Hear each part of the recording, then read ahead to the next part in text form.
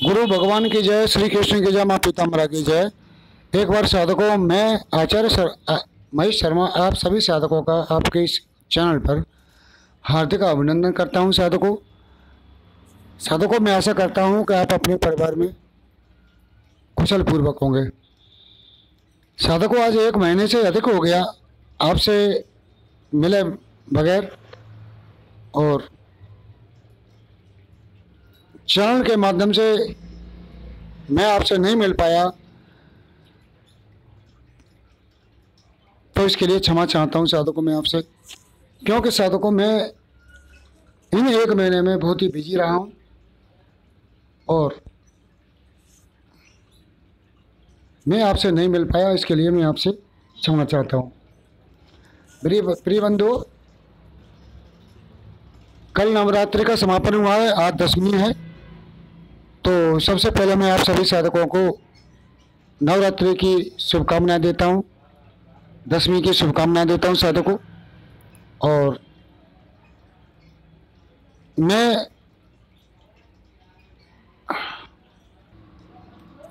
आपसे जो दूर रहा साधकों,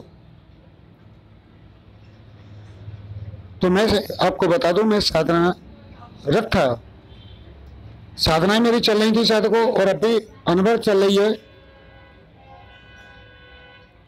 तो अपने मोबाइल वगैरह मैंने साइलेंट पर डाल दिए थे कि मैं क्योंकि साधना के समय बात करना और इधर उधर अपने दिमाग को भटकाने में साधना में बहुत बड़ा देना पड़ता है। क्योंकि पूरे दिन की जितने भी कार्यकलाप होते हैं साधकों, मनुष्य के साधना में जब ध्यान में जाता है, मन एकाग्र करता है, तो वो सारे कार्यकलाप उसके सामने एक वीडियो रील की तरह आते हैं। तो इसी कारण साधकों मैंने ये भी मोबाइल अपने से दूर कर लिया था, और मैं आप लोगों के फ़ोन नहीं उठा पाया, कोई जवाब नहीं दे पाया था, उसके लिए मैं आपसे क्षमा चाहता हूँ साधकों। और कल फिर मैं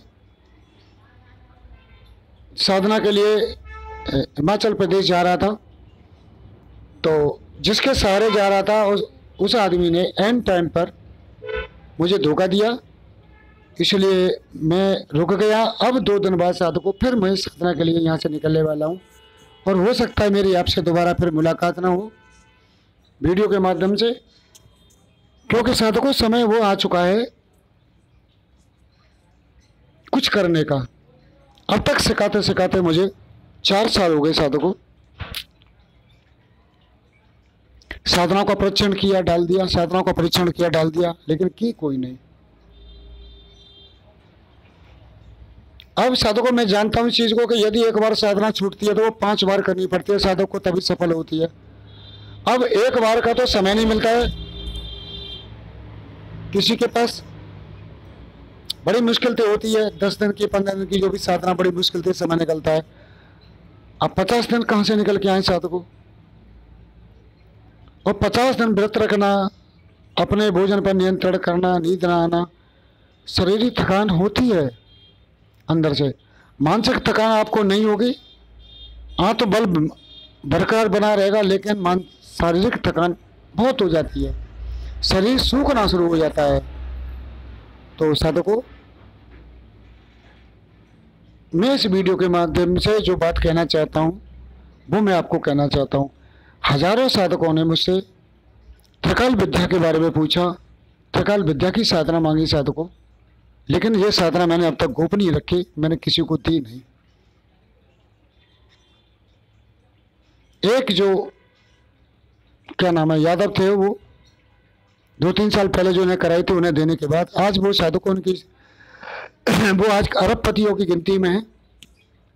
सतारा के थे केशव यादव। और मैं साधकों उनके बारे में केवल इतना ही कहना चाहूँगा कि आप मुझे फ़ोन करते हो कि केशव यादव से बात करा दो, तो साधकों वो आदमी मेरे कांटेक्ट में अब नहीं है। यहाँ से जाने के बाद उनके दिन बदले। दिन बदलने के बाद साधकों जो आदमी, आप समझते ही हो, हर आदमी ये सोचता है कि मैंने अपने आप खुद किया है। चलो किया होगा, कोई बात नहीं है, मुझे किसी का बुरा भी नहीं लगता है। तो साधकों केशव यादव के बारे में मैं आपको बता दूं कि वो जो है मेरे कांटेक्ट में नहीं है, और उनके बारे में मुझे फ़ोन न किया करें। दिन में 4-4 बार लोग फ़ोन करते हैं, कभी कोई साधक करता है, क्योंकि जो व्यक्ति मुझसे दूर जा चुका है, वो अरबपति बन चुका है, 2-2 नाके उसके हो चुके हैं, बॉडी गार्डों के बीच में चलता हुआ जो आदमी, 4-4 गाड़ियां चलती हैं उसके आगे पीछे, तो उस आदमी को क्या अमूमन आदमी मत मानिए साधक को। और केशव यादव को ये लगता है कि चलो मैं जो है मुझसे बात करना नहीं होना अच्छा लगता है तो कोई दिक्कत नहीं, मुझे कोई आफत नहीं है। साधकों मैं एक आचार्य हूँ, एक गुरु हूँ, एक शिक्षक हूँ। ऐसे केशव यादव जैसे मैं 1000 पैदा कर दूंगा। जब एक को पैदा किया तो 1000 और भी पैदा कर सकता हूँ साधकों। लेकिन साधकों मुझे दुख और कष्ट इसी बात का होता है कि जो लोग बन जाते हैं तो फिर मेरे पीछे फिर के नहीं देखते हैं कि तो हमारे गुरुजी जिंदे हैं या मरे हैं या भूखे हैं या प्यासे हैं। ये कष्ट होता है साधक अंतर में, क्योंकि इन लोगों के लिए मैंने सन 17 से ये चैनल शुरू किया था बगलामुखी साधना के बाद में। ये साधकों में अपनी कंटिन्यू पूरी 10,000 रोज जब बगलामुखी के करते रहता अपना, और इन साधना को परीक्षण आदि नहीं करता, तो साधकों में एक परमहंस की स्थिति में पहुंच गया होता है। 4 वर्ष होते हैं और 4 साधकों आप जानते हो मेरे प्रिय बंधु, 4 वर्ष बहुत बड़े मायने रखते हैं एक साधक के लिए। लेकिन मैं इन साधनाओं के बीच में फंस गया, क्योंकि जल्दी से होने वाली साधना, इनसे लोगों का उद्धार हो, कल्याण हो, ये करें, देश का कल्याण करें, ये सोचा। तो साधकों मैं गलत था, ये लोग सही थे, क्योंकि जिनके दिन बदले साधना में क्या होता है साधकों, आप कोई भी साधना करोगे तो साधना में आप अगर कोई भाव रखोगे मांगने की तो आपकी वो इच्छाएं पूरी कर देगी वो साधना। चाहे भले ही महीना भर बाद, 2 महीने 4 महीने पीछे पूरी करे, वो आपकी पूरी हो जाएगी, प्रत्यक्षीकरण नहीं होगा साधकों। अब हर साधक भाव तो रखता ही है कि मेरा ये हो जाए। सबसे ज्यादा भाव पैसे का होता है और किसी का नहीं है। और जिन जिन लोगों को साधना पूरी हुई उन लोगों ने, उनके पास पैसे की अपार संपत्तियां इकट्ठी हो गई, नए नए उनके रास्ते खुल गए, उन लोगों ने मुझसे किनारा कर लिया। आज तक कोई ये देखने वाला नहीं है कि मैं भाई जिंदा हूँ, कि मैं मर गया हूँ, कि बैठ क्या है मेरा, कुछ नहीं है। तो साधकों 4 साल में कुछ नहीं मिला, तो अब मुझे क्या मिलने वाला है, आप मुझे बताओ। मैं भविष्य में क्या उम्मीद करूं किसी से? हालांकि मुझे किसी से उम्मीद नहीं हो, देने वाले मुझे स्वयं देते रहते हैं, स्वयं बिना कहें अनुदान भेजते रहते हैं। लेकिन फिर भी एक साधक को किसी न किसी की आवश्यकता पड़ती है, ज़्यादा नहीं तो उसकी राजी खुशी तो पूछ लेता है आदमी। लेकिन ये लोग पैसे में इतना बढ़ गए कि इन्होंने राजी खुशी की जगह फ़ोन करना भी, मैं फ़ोन करूं तो मेरे फ़ोन नहीं उठते। और मेरी एक आदत है साधकों का, मैं यदि व्यक्ति कोई एक फ़ोन 2 बार फ़ोन नहीं उठाता है तो उसके नंबर में ब्लैक लिस्ट कर देता हूँ या हटा देता हूँ, क्योंकि मुझे इनसे आशा नहीं है। इन जैसे मैं और पैदा कर सकता हूँ, मैं एक शिक्षक हूँ साधकों। जब इन गुण रहस्यों को, इन गुण विद्याओं को इन लोगों को मैं बता के करा सकता हूँ, तो साधकों में औरों को भी करा सकता हूँ। लेकिन अब विश्वास नहीं बचा साधकों, बात ये आ गई। अब मेरे पास कहते हैं कि आप गुरुजी अपने पास बुला के साधना करा दो, मैं मना कर देता हूँ उन लोगों से। क्यों मना कर देता हूँ कि मैं जानता हूँ कि इन्हें पूर्ण होने के बाद ये अपने रंग में मर जाएंगे, अपनी जिंदगी के रंग में मस्त हो जाएंगे और ये मुझे भूल जाएंगे। इसीलिए मना करता हूँ साधकों में। तो साधकों ये जो मैंने वो साधना उन्हें कराई थी, आज उसी साधना को मैं आपको बताने जा रहा हूँ इस वीडियो के माध्यम से, क्योंकि हजारों लोगों ने मुझे पूछा है कि त्रिकाल विद्या के बारे में बताइए। तो साधकों त्रिकाल विद्या 2 तरह से होती है। एक हनुमान जी की त्रिकाल विद्या है मेरे पास, जो पंडोका सरकार और बागेश्वर धाम के जो महंत हैं इन लोगों ने कर रखी है। और दूसरी साधकों एक कर्ण पिशाचिनी की, सौम्य कर्ण पिशाचिनी की भी साधना है, वो भी त्रिकाल विद्या बता देती है। तो पहले मैं इस वीडियो में हनुमान जी की साधना के बारे में बताऊंगा। यह साधना साधकों 11 दिन की, ज़्यादा बड़ी साधना नहीं है, ये बहुत ही सरल और सौम्य साधना है। इसका छोटा सा मंत्र है, ये 11 दिन की साधना है साधकों। और ये लाल चंदन की माला से, अभिमंत्रित की हुई लाल चंदन की माला से साधना की जाती है। ये रात्रि में की जाती है। किसी भी रात्र के शुक्ल पक्ष की किसी भी रात्र के मंगलवार से यह साधना शुरू की जाती है। साधक जो अपने लाल कपड़े पहने, पूरे लाल कपड़े पहनना है साधक को, लाल ही आसन प्रयोग करना है। और साधक को लाल चंदन की एक हनुमान जी की मूर्ति बनानी है जो 8 अंगूर की, 6 या 8 अंगूर से ज़्यादा की ना हो, 6 और 8 के बीच में हो।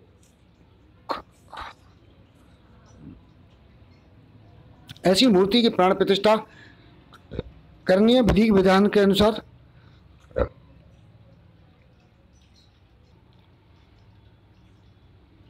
और उस मूर्ति पर सिंदूर लगाएं, जो बढ़िया सिंदूर आता है, अच्छा गाय के घी में मिला के उस मूर्ति पर सिंदूर लगाएं और सिंदूर लगा के उसकी प्राण प्रतिष्ठा करें। पंच पूजन करें उनका, और पंच पूजन करके गुड़ का भोग लगाएं। ये आपको करनी है साधक को। फिर साधक स्वयं स्नान करके लाल वस्त्र पहनकर दक्षिण की ओर मुंह करके बैठे।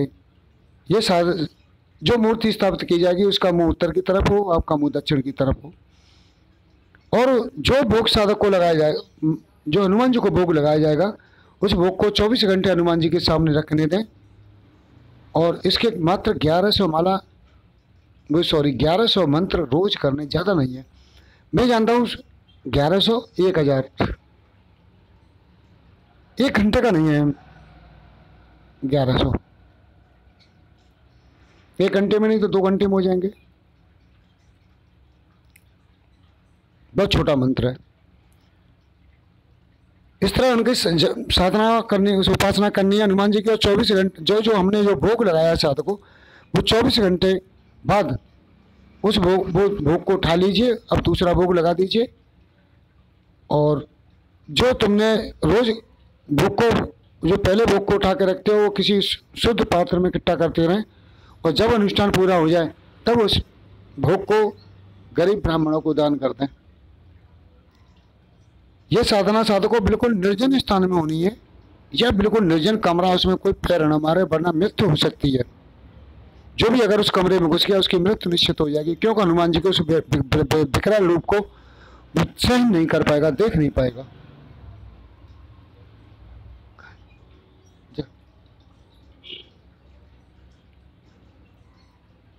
आप समझ रहे हो? तो ये साधक को यही प्रक्रिया आपको 11 दिन करनी है। 11वें दिन हनुमान जी स्वयं साधक के सामने प्रत्यक्ष होकर खड़े हो जाते हैं। और जो भी साधक जो प्रश्न पूछता है उसका उत्तर देते रहते हैं। अब साधक को चाहे उत्तर वर्तमान का हो, चाहे भूत का हो, चाहे भविष्य का हो, कोई भी उत्तर हो वो मिलेगा। साथ में हनुमान जी की अगर साधक कंटिन्यू पूजा अर्चना करता रहता है, कंटिन्यू पूजा अर्चना करता रहता है, तो दूसरों के दुख दर्द भी दूर कर सकता है। भूत प्रेतों को बजाने की तो छोटी मोटी बात रहती है। भूत प्रेतों को बजाने में तो आप यही मैं समझो कि छोटी सी चुटकी मार के गायब हो जाते हैं। दुख दर्द दूर कर सकता है, रोग भी दूर कर सकता है।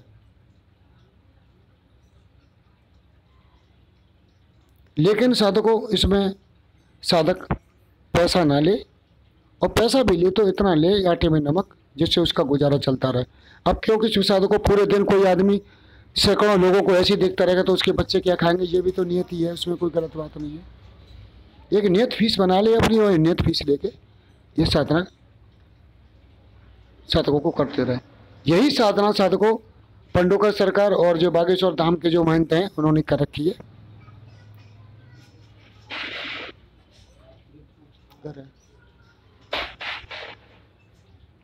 उन लोगों ने कर रखी है। और आज उनके यहाँ देखो हजारों की तादाद में लोगों की भीड़ उमड़ती है, देखा होगा, हजारों की तादाद में भीड़ उमड़ती है। और आज जो है पैसे की उनके पास कोई कमी नहीं है। साधकों जहाँ जिस पर कृपा राम की हुई उस पर कृपा करें सब कोई। जिस पर राम की कृपा हो जाती है, ईश्वर की कृपा हो जाती है, उन पर सभी कृपा करने लग जाते हैं। बुद्ध जो जिन्हें भगवान शरण दे देते हैं वो दूसरों को शरण देने वाले बन जाते हैं। साधकों, इसमें कोई दो राय नहीं है। यह श्रीमद् भागवत गीता में भी लिखा है, वेदों में भी है, और जो है दुर्गा सप्तशती में भी लिखा है। 4th अध्याय में ये बातें कही है देवताओं ने माता जी से कि माता, जो तुम्हारी शरण में तुम जिसको शरण दे देती हो वो दूसरों को शरण देने वाला बन जाता है। जो देवताओं ने महिषासुर के मरने के बाद महिषासुर मर्दनी की स्तुति की है, उसमें एक श्लोक में ये बात देवताओं ने कही है। तो ये सत्य है साधुकों, इसमें कोई तोड़ा बात नहीं। साधुकों, इसका पूरा विधान है, ऐसे नहीं है कि ऐसे ही थोड़ा बता दिया। इससे पहले कुछ भगवान श्री राम का आह्वान करना पड़ता है, उनकी आरती करनी पड़ती है, ये विधान है साधुकों। अब इस विषय में साधुकों सबसे बड़ी समस्या ये है कि चंदन की मूर्ति लाना। तो साधुकों, चंदन की मूर्ति मेरे पास नहीं है।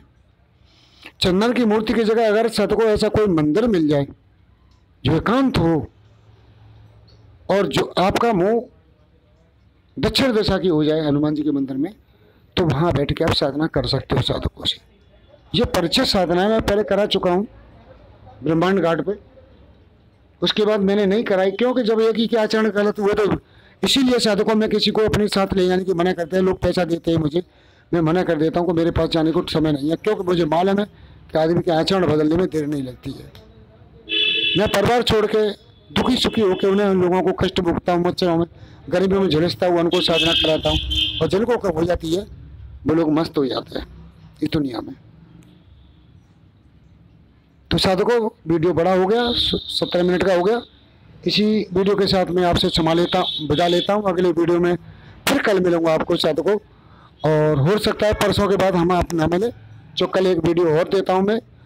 यही त्रिकाल विद्या में जो कर्ण पिशाचनी है, सात्विक की कर्ण पिशाचनी, उसका एक वीडियो देता हूँ।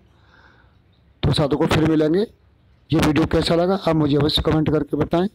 जब तक के लिए जय श्री कृष्ण कहता हूँ आपसे। जय श्री कृष्ण, जय श्री कृष्ण, जय श्री कृष्ण।